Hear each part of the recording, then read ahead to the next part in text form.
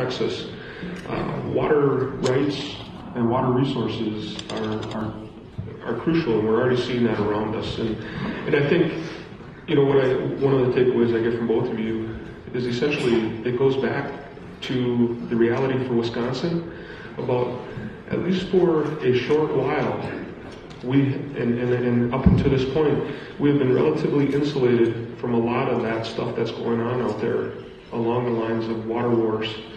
But we are the stronghold for fresh water. If it doesn't happen here, in terms of how we chart our course forward for our communities, where's it going to happen? Nevada? No? I'd like to ask the question. I understand, and I asked the question earlier of the lawyers, of the boring samples of the mine, which would tell what there is there, how much of it there is, and a whole bunch of reasons why they either would or would not make profit, and why it would be good or not be good. Why have they not made those boring samples public, and why can they not be compelled by the EPA and the government, especially since that's Indian land, to make those samples public so people know what they found there?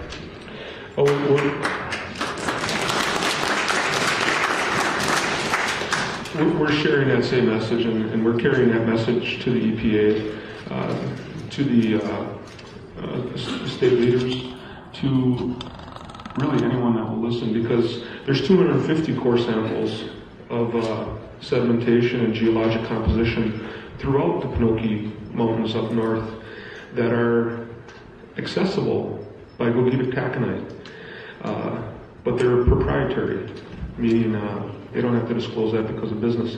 What I found amazing was Bill Williams, in a meeting up in Ashland, a public meeting, when pushed about how much water and how much hydrological fluctuation their activities would cause to the riverways, to the groundwater tables, and things like that.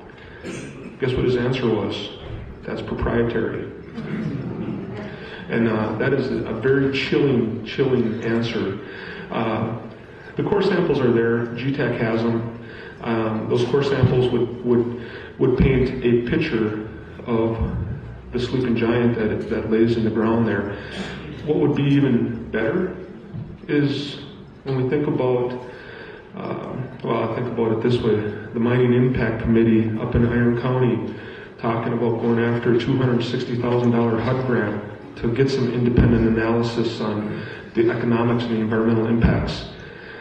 I think to myself, some of the Republican legislators are very conservative in the form of how governmental dollars are spent. I wonder what they would think of these small communities already having to seek $250,000 of government money to just get some independent data that would speak to protecting themselves from the Republican activities there.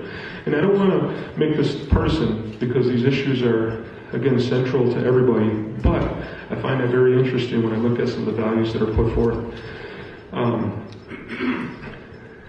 We have the resources collectively, and especially when you think of the billionaires that are backing GTAC, to go after core samples and paint a really good picture of what 1,000-foot deep, quarter-mile long obliteration of the headwaters of the Bedford watershed would look like. We could model that, and we could analyze the core samples if they went after them. Nobody wants to talk about that stuff. Sir?